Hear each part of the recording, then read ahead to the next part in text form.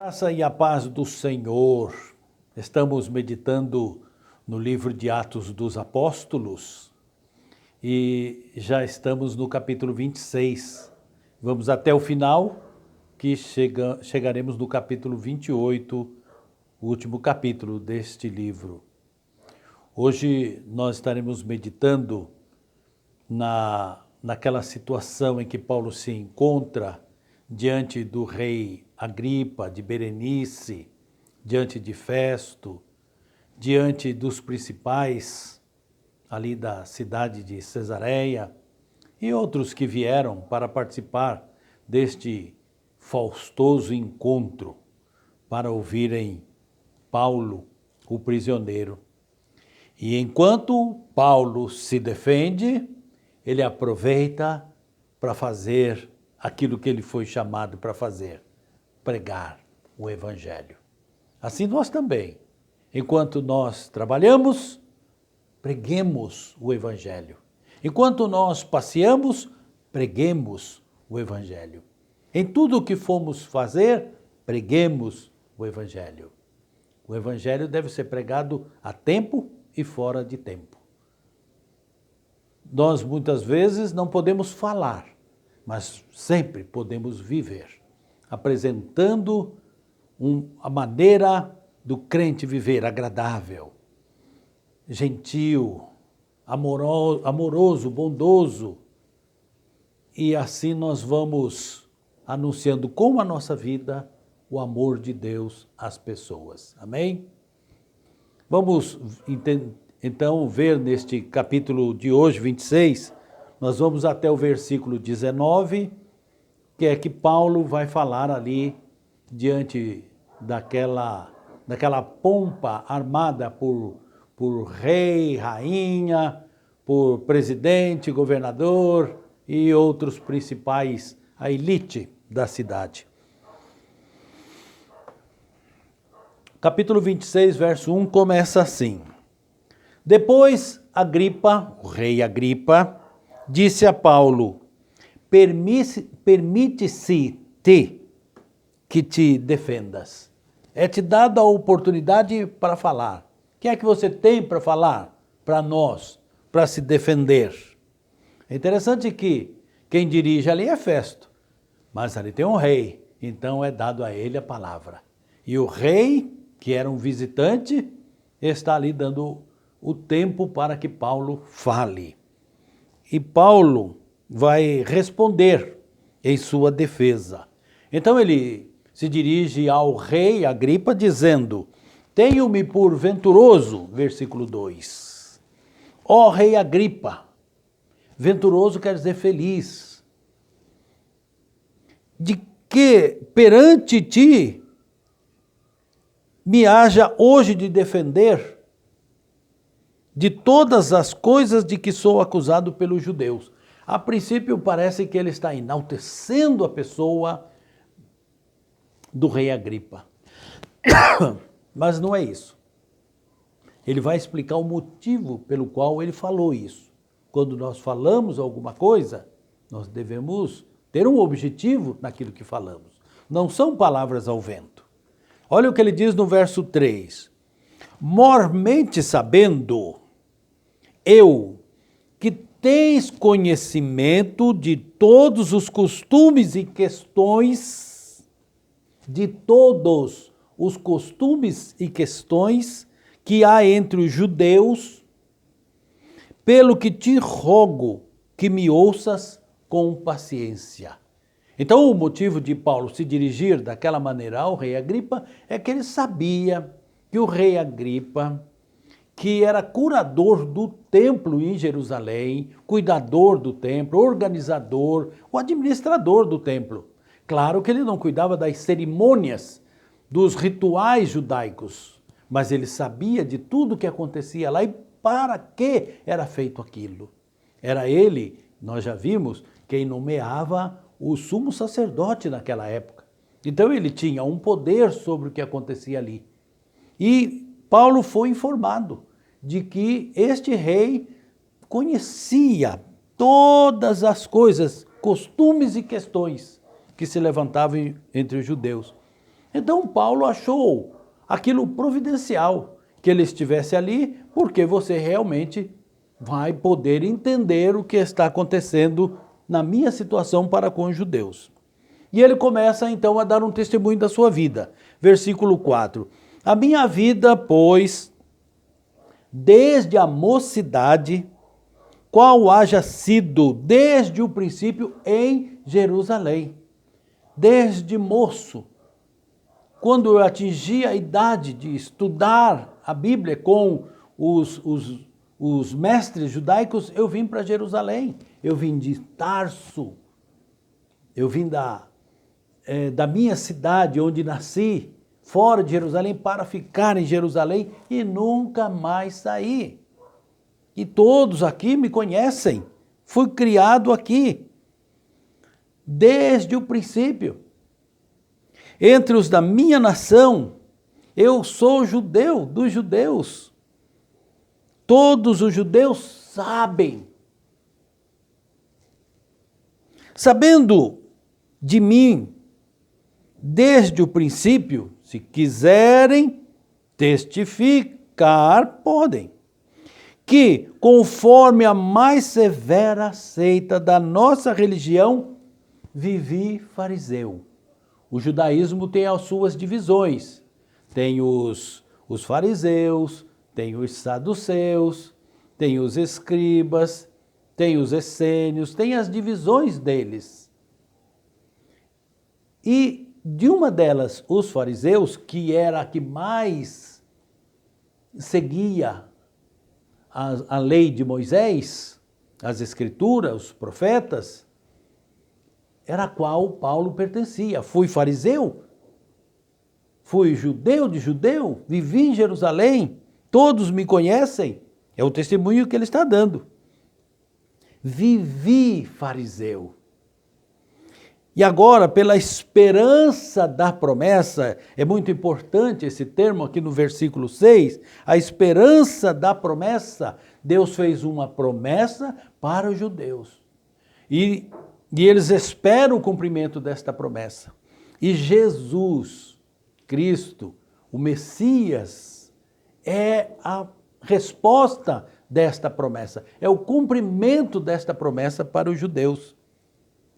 Pois eu estou aqui, por isso é que eu estou aqui e sou julgado, por causa desta promessa. Ele ainda vai dizer mais sobre ela no versículo 7, quando ele diz, a qual as nossas 12 tribos esperam chegar, alcançar, conhecer o Messias, servindo a Deus continuamente, o zelo deles, a briga de Paulo para com os cristãos, é que ele também não acreditava que Cristo era o Messias.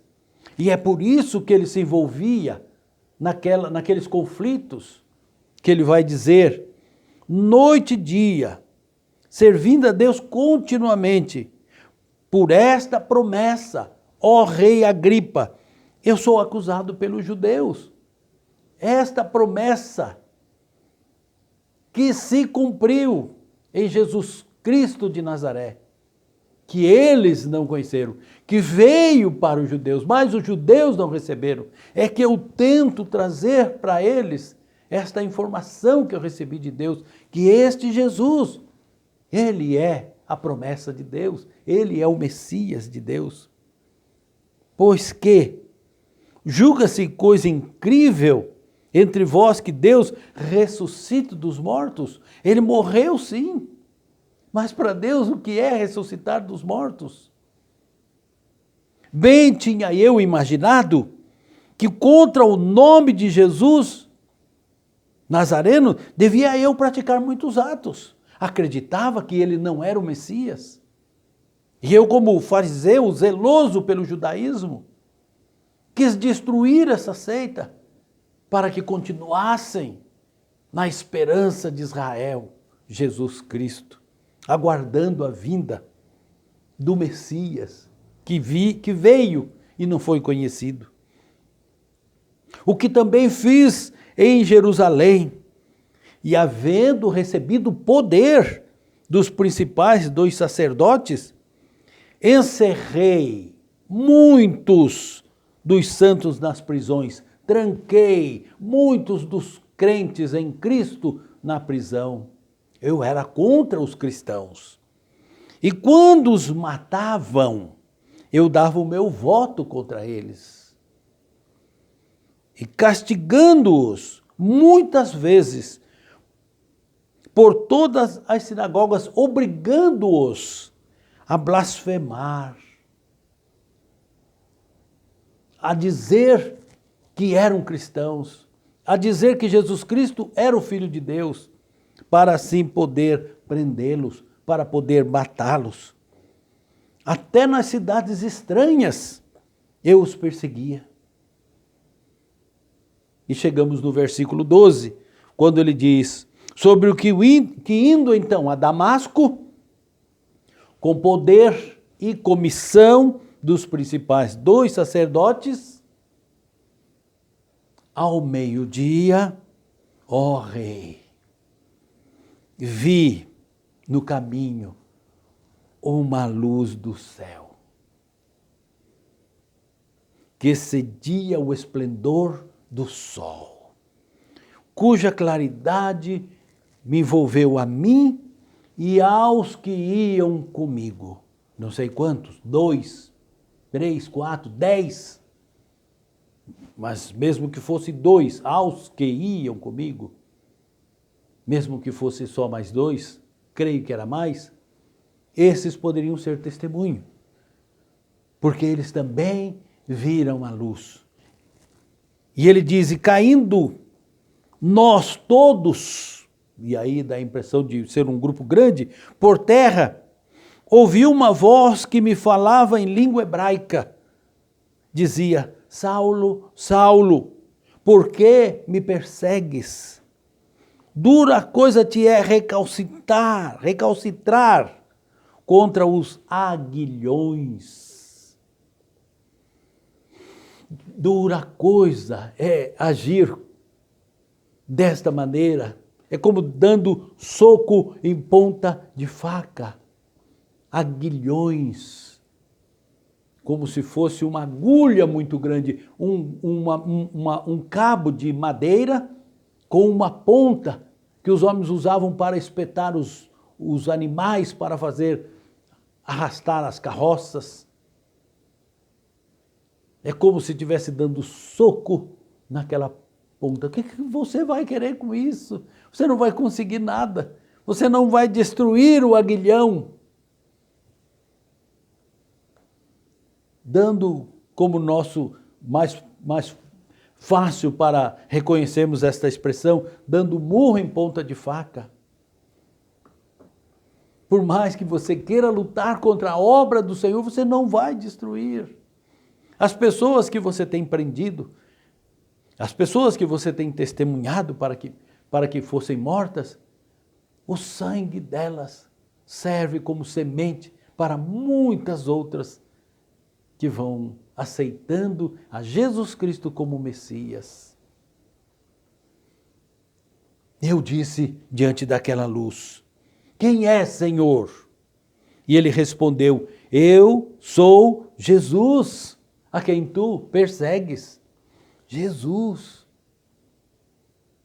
Ele não está morto. Ele falou comigo, eu sou Jesus. Jesus está vivo. E Jesus me disse, levanta-te, põe sobre os teus pés, porque te apareci para isto, para te pôr por ministro e testemunha, tanto das coisas que tens visto, como daquelas pelas quais te aparecerei ainda. Ele foi apóstolo de Cristo.